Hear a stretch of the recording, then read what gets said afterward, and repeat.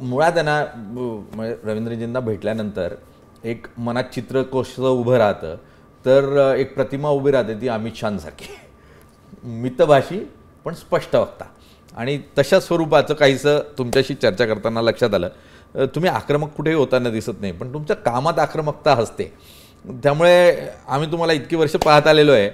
तुम्ही ड्रेस का नाही बदलला भाई? तुम्ही राजकारणाचा पोशाख साधारण असा पांढरा जब्बा जॅकेट आणि आता तुम्ही प्रदेशाध्यक्ष झालात, ती जीन्स स्पोर्ट शूज आणि या व्यतिरिक्त बदलू नये असं काय कारण आहे? म्हणजे खरं तर काय होतं की बरीच वर्षानुवर्ष त्याच पोशाखात राहिलो आहे.